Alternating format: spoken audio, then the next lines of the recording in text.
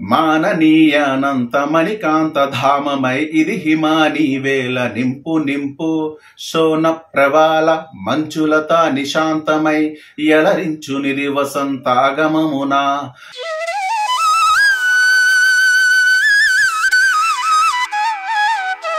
Good morning, children.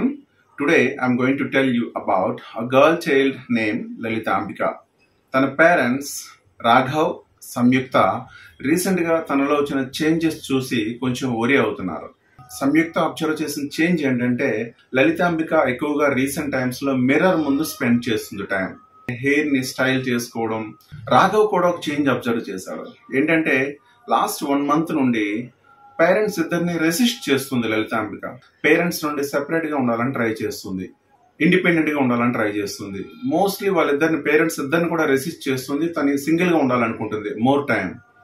ఈ changes observe చేశాక parents ఇద్దరు కూడా వాళ్ళ ఫ్యామిలీ డాక్టర్ అయిన జనరల్ ఫిజిషియన్ ని కన్సల్ట్ చేశారు.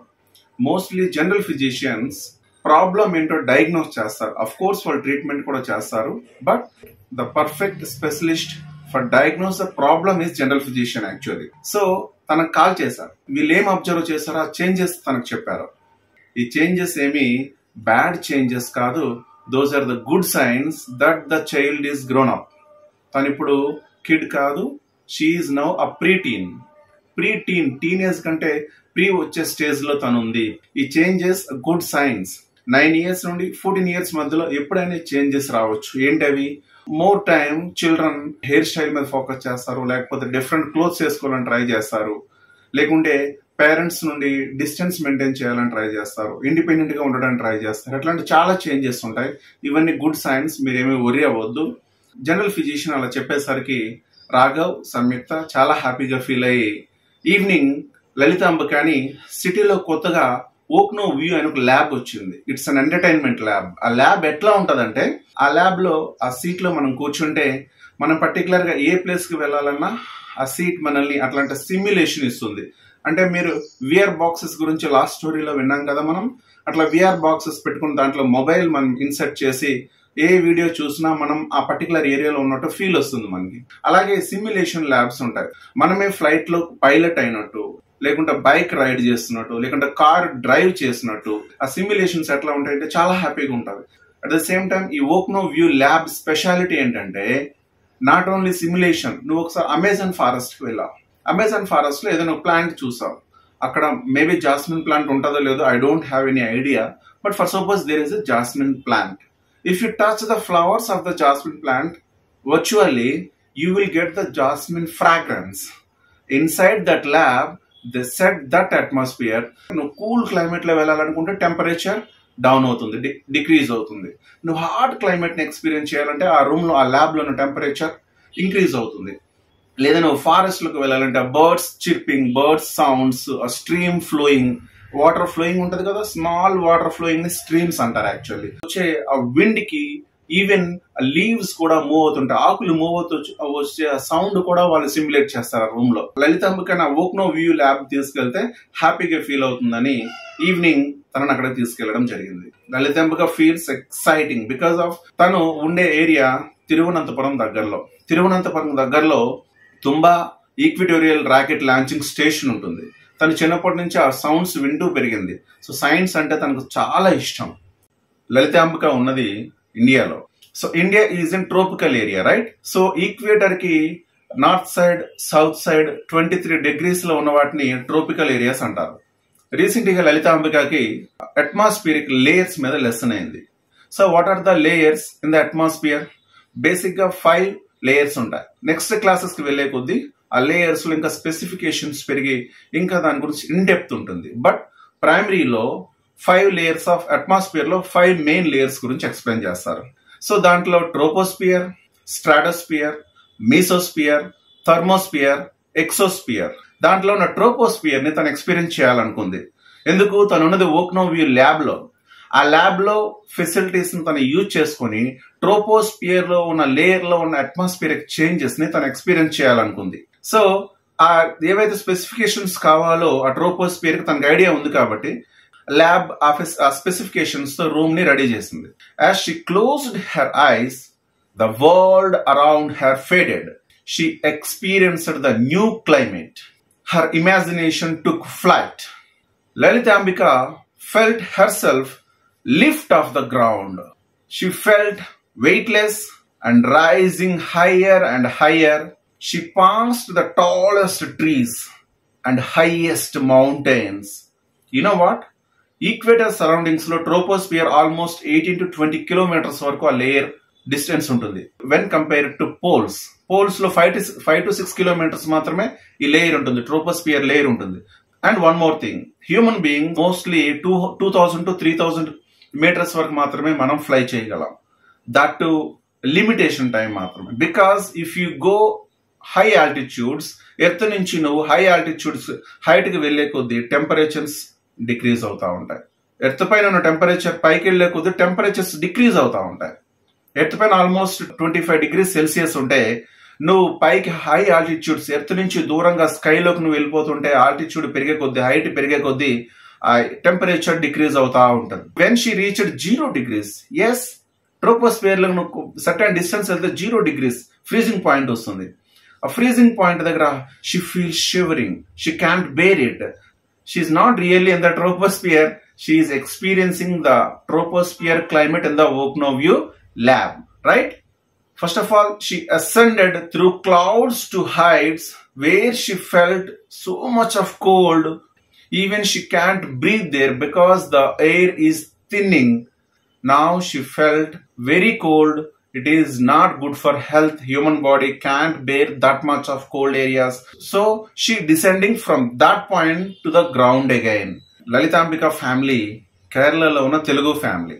వాళ్ళ గ్రాండ్ ఫాదర్ కి తెలుగు లిటరేచర్ అంటే చాలా ఇష్టం. లలితాంబిక ఎర్త్ వైపు ఎప్పుడైతే తను వస్తుందో ఆ క్లైమేట్ ఎర్త్ పైన వామ్త్ ఉంటుంది. అలాగే ఆల్టిట్యూడ్ కి స్కై పైకి వెళ్తుంటే క్లైమేట్ కూల్ అవుతుంది. తన కూల్ ఏరియా నుంచి మళ్ళీ స్లోగా వామ్త్ ఏరియాలోకి వస్తుంటే ఎర్త్ అట్మాస్ఫియర్ లోకి వచ్చేస్తుంటే తనకి చాలా హోమ్లీ ఫీల్ వచ్చింది. ఫెమిలియర్ గా ఉంది ఆ క్లైమేట్. తనకు అప్పుడు ఒక పద్యం గుర్తొచ్చింది, వాళ్ళ తాతగారు చెప్పింది. ఎందుకంటే ఈ పద్యం క్లైమేట్ కి ఎగ్జాక్ట్లీ యాప్ట్ అవుతుంది. రామరాజ భూషణుడు 16వ శతాబ్దం 16th centuryలో, సెంచురీ అంటే మీకు ఎలా క్యాలిక్యులేట్ చేస్తారో తెలుసు కదా, century meaning 1501 to 1600 is counting as 16th century. 1901 to 2000 ఈ పీరియడ్ ని మనం 20th century అంటాం. ప్రెసెంట్ ఏ సెంచరీలో ఉన్నాం మనం? 21st centuryలో ఉన్నాం. బికాస్ 2001 లో స్టార్ట్ అయింది, 2100 వరకు ఉన్న ఈ పర్టికులర్ 100 years ని మనం సెంచురీ అంటాం. సో మనం 21st centuryలో ఉన్నాం. రామరాజు భూషణుడు 16th centuryలో తను శ్రీకృష్ణ దేవరాయల దగ్గర 8 మంది కవులు ఉంటారు. వాళ్ళని అష్ట దిగ్గజ కవులు అంటారు. అష్ట అంటే 8. సో ఆ 8 మంది కవుల్లో పోయెట్స్, కవి అంటే పోయెట్, రచయిత అంటే ప్రోజ్. కవి అంటే పద్యాలు రాసేవాడు. ప్రోజ్ మాత్రమే అంటే వచనం మాత్రమే రాస్తే, అంటే ఎస్సేస్, స్టోరీస్, నోవెల్స్ ఇట్లాంటివి రాస్తే ఆ పర్సన్ ని ఆథర్ అంటారు ఇంగ్లీష్ లో, లేదా ప్రోజ్ రాస్తున్నారు అంటారు తనని. ఓన్లీ పోయమ్స్ రాస్తే ఆ పర్సన్ ని పోయెట్, తెలుగులో కవి. అదే కవి అనేది మేల్, మాస్క్యులిన్. ఫీమేల్ అయితే, ఫెమినైన్ అయితే కవయిత్రి అంటారు తెలుగులో. ఓకే, స్త్రీలింగం, పులింగం, స్త్రీలింగం అని ఉంటాయి కదా తెలుగులో. అలాగే మాస్కులిన్, ఫెమినిన్ అంటారు ఇంగ్లీష్ లో. సో కవి ఈజ్ మాస్కులిన్, కవయిత్రి is feminine, right? So Ramaraju Bhushanudu 16th century person. తను శ్రీకృష్ణ దేవరాయల ఆస్థానంలో, శ్రీకృష్ణ దేవరాయలు ఆయన కింగ్డమ్ లో ఈ రామరాజు భూషణుడు, ఆయన ఒరిజినల్ పేరు వచ్చేసి భట్టుమూర్తి. ఈయన ఉండేవాళ్ళు. అతని దగ్గర 8 మంది అష్టదిగ్గజ కవులని, అల్లాసాని పెద్దన్న దగ్గర నుండి చాలా పెద్ద పోయెట్స్ ఉండేవాళ్ళు. అందులో భట్టుమూర్తి ఒకరు. తను రాసిన ఒక ప్రబంధం వసు చరిత్ర. ఆ వసు చరిత్రలో ఉన్న ఒక పద్యం తనకి ఎందుకు ఇప్పుడు గుర్తొచ్చిందంటే క్లైమేట్ ఎగ్జాక్ట్లీ యాప్ట్ అవుతుంది ఆ పద్యం. మాననీయానంత మణికాంత ధామమై ఇది హిమానీ వేల నింపు నింపు శోన ప్రవాల మంచులత నిశాంతమై ఎలరించునిది వసంతాగమమునా ధరల ముక్తాదీప్తి ధారాధివాసమై వేసవి నిధి మహోల్లాసమొసగు బ్రబల వజ్రోపల ప్రాసాద భాసమై తొలుకరీ నిధి కుతూహలము నిలుపు. ఈ పద్యం ఏ సందర్భంలో వస్తుందంటే వసు చరిత్ర అనే ప్రబంధం అంటే కవి పోయెట్ ఏం చేస్తాడంటే మహాభారతం, రామాయణం లాంటి ఇతిహాసాల నుండి ఒక చిన్న కథను తీసుకుంటాడు. దాన్ని తన వర్ణనలతో, డిస్క్రిప్షన్స్ తో ఇంకా పెద్ద స్టోరీ చేసి రిలీజ్ చేస్తే దాన్నే ప్రబంధం అంటారు. దాంట్లో ఎక్కువగా డిస్క్రిప్షన్స్ ఎక్కువ ఉంటాయి. స్టోరీ ఏమో చిన్నది, వర్ణన ఎక్కువ ఉంటుంది. డిస్క్రిప్షన్ ఎక్కువగా ఉంటే దాన్ని ప్రబంధం అంటారు. భట్టుమూర్తి మహాభారతంలోని ఉపరిచర వసువు అనే ఒక చిన్న కథను తీసుకొని దానిని చాలా అందమైన ప్రబంధంగా మార్చి వసు చరిత్రగా రాయడం జరిగింది. దాంట్లో ఈ ఉపరిచర వసువు అనే వసు చక్రవర్తికి ఇంద్రుడు తన పుష్పక విమానాన్ని బహుమతిగా ఇస్తాడు. తను చాలా పెద్ద సాధన చేస్తే దానికి మెచ్చి ఇంద్రుడు తన దగ్గర ఉన్న పుష్పక విమానాన్ని ఉపరిచర వసువైన వసు చక్రవర్తికి వసువుకి ఇస్తాడు. ఇచ్చేటప్పుడు ఆ పుష్పక విమానంలో ఉన్న స్పెషాలిటీస్ చెప్తూ ఈ పద్యం వస్తుంది.